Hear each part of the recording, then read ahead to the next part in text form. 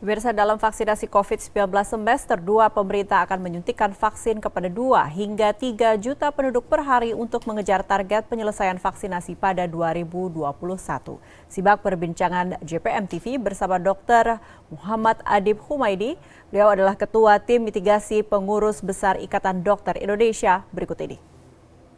Pemerintah berharap adanya perkuatan kolaborasi bersama dengan Ikatan Dokter Indonesia jelang vaksinasi COVID-19 semester kedua pada 2021, mengingat distribusi vaksinasi COVID-19 akan meningkat 2 kali lipat daripada semester pertama. Saya akan membahasnya bersama dengan Ketua Tim Mitigasi Pengurus Besar Ikatan Dokter Indonesia, Dr. Muhammad Adib Humaydi. Apa kabar Pak Dokter? Alhamdulillah baik, Mbak Juli.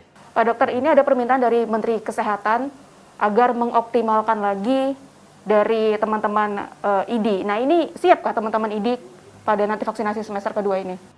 Ya, jadi memang kolaborasi di dalam program vaksinasi ini dari Kementerian Kesehatan intens kita selalu berkoordinasi. Baik itu terkait dengan masalah penyiapan tim vaksinator yang melibatkan teman-teman dokter, terutama teman-teman dokter yang ada di lapangan di pelayanan primer, baik itu yang di puskesmas ataupun yang di swasta ya. Nah, kemudian program yang juga kita jalankan dengan Kementerian Kesehatan, salah satunya juga adalah bagaimana kita bersama-sama memberikan satu informasi yang benar terkait dengan vaksinasi sebagai bagian dari edukasi kita kepada masyarakatnya. Dua hal ini yang kemudian menjadi satu program untuk meningkatkan target capaian sasaran sebenarnya, termasuk juga kolaborasi yang akan kita lakukan adalah penyiapan sentra vaksinasi untuk melibatkan kami dari organisasi profesi, artinya bukan hanya Ikatan Dokter Indonesia saja sebenarnya. Teman-teman dari PPNI juga dilibatkan, dari perawat ataupun dari IB, dari bidan juga dilibatkan, sehingga semakin banyak penyiapan tenaga vaksinatornya, maka kita harapkan target capaian sasaran ini bisa semakin dicapai atau semakin dipercepat gitu loh. Nanti di sentra vaksinasi itu konsepnya akan berjalan seperti apa, Dokter? Ya, jadi di dalam hal program untuk pencapaian target ini, yang pertama adalah memudahkan akses. Jadi memudahkan akses artinya memudahkan akses kepada masyarakat. Sehingga penyiapan SDM di semua sektor tidak hanya kemudian terpusat pada puskesmas saja, tapi juga bisa melibatkan swasta, bahkan kemudian melalui satu lembaga masyarakat yang umum, sehingga semakin banyak yang dipermudah untuk bisa mendapatkan akses ya, dan itu kemudian menjadi tempat juga untuk masyarakat untuk bisa mendapatkan vaksinasi lebih cepat gitu loh. Dokter, kita berkaca pada data Kementerian Kesehatan menyebutkan bahwa penerima vaksinasi yang paling rendah itu adalah kelompok lanjut usia. Ini dari target 21,5 juta, pada tahap pertama baru 2,1 juta, pada tahap kedua baru 929. Ini ID melihat apa yang terjadi? Mengapa lansia ini begitu rendah sekali?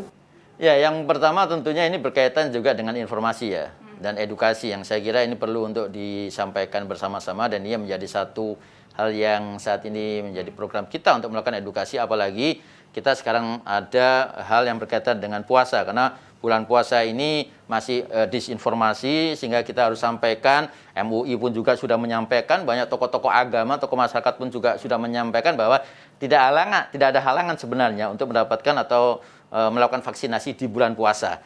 Nah, ini menjadi satu hal yang utama yang harus kita sampaikan. Kemudian yang kedua, yang terkait dengan lansia ini, karena masih banyak juga disinformasi terkait dengan hal-hal yang memang harus atau tidak diperbolehkan gitu loh.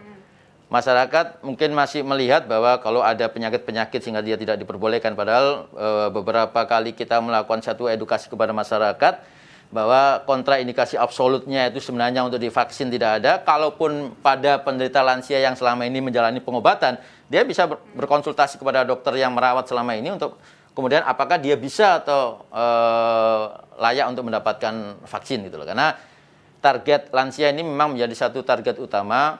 Kita harapkan ini apalagi nanti menjelang Idul Fitri ya, karena kita tahu ada resiko yang akan bisa terjadi walaupun pemerintah sudah melarang mudik, bukan tidak mungkin nanti masih ada kontak antara orang tua ya lansia ini dengan anak atau keluarganya. Ini saya kira yang harus perlu diperhatikan untuk menghindari potensi lansia untuk kemudian terpapar dari virus COVID ini gitu. Ya, dokter, ini kan bila kita target dari Kementerian Kesehatan semester kedua ada 140 juta yang harus disuntikan dalam waktu 6 bulan. Artinya dalam satu hari 1,5 juta sampai dengan 2 juta sampai dengan 3 juta. Ini bagaimana kemudian target ini bisa dicapai secara masif? Ya, jadi memang terlepas dari penyiapan vaksinator yang tadi kita diskusikan, yang utama juga adalah yang pertama adalah ketersediaan vaksin, distribusi dari vaksin itu sendiri. Dan jujur perlu kami sampaikan, ya, kami harus menyampaikan hal-hal yang disampaikan oleh teman-teman di lapangan. Ada kendala-kendala di lapangan karena petugas atau teman-teman kami vaksinator, terutama dia yang ada di puskesmas, mereka juga terbebani dengan beban yang lain selain sebagai vaksinator. Mereka terbebani juga dengan pelayanan yang rutin, kemudian terbebani juga dengan mereka juga harus melakukan tracing, tracer ya. Terus kemudian ditambah lagi sebagai tugas vaksinator. Jadi inilah yang saya kira kita butuh kolaborasi, bantuan dengan semua pihak, termasuk salah satunya adalah mendorong untuk mengedukasi supaya masyarakat itu mau divaksin. Karena pada dasarnya kalau SDM, dokter, perawat, dan bidan yang membantu di dalam tugas vaksinasi, mereka udah siap. Tapi bagaimana sekarang untuk meningkatkan partisipasi aktifnya, saya kira kita butuh dukungan dari kelompok masyarakat. Apakah itu RT, RW, atau kelurahan, atau kecamatan. Karena tidak mungkin kalau kemudian itu juga dibebankan kepada teman-teman dari tenaga kesehatan semua gitu loh. Nah ini yang saya kira, ini saya menyampaikan saja beberapa keluhan yang disampaikan oleh teman-teman di lapangan. Karena pada dasarnya mereka saat ini masih bekerja dan sudah siap untuk melaksanakan vaksinasi ini ya dengan tenaga kesehatan kita yang ada di lapangan yang cukup banyak. Artinya target yang tadi ya yang katakanlah untuk perharinya sekian itu sebenarnya bisa. Tapi ya tadi perlu ada dorongan untuk partisipasi aktif daripada masyarakatnya, perlu juga terkait dengan ketersediaan vaksinnya dan akses distribusi. Itu 3 hal yang saya kira perlu diperhatikan. Ini artinya dari IDI melihat target 181,5 juta hingga akhir 2021 ini bisa tidak terrealisasi? Bisa kalau itu kemudian dikerjakan bersama. Jadi bukan hanya dalam konsep yang itu kemudian menjadi tanggung jawab dari teman-teman kesehatan saja, tapi butuh juga dari lintas sektor yang juga mendukung untuk partisipasinya. Oke. Nah, dokter, ini teman-teman sudah dipastikan siap, jumlahnya juga siap, dan kemudian apalagi masukan dari IDI buat pemerintah terkait dengan target ini?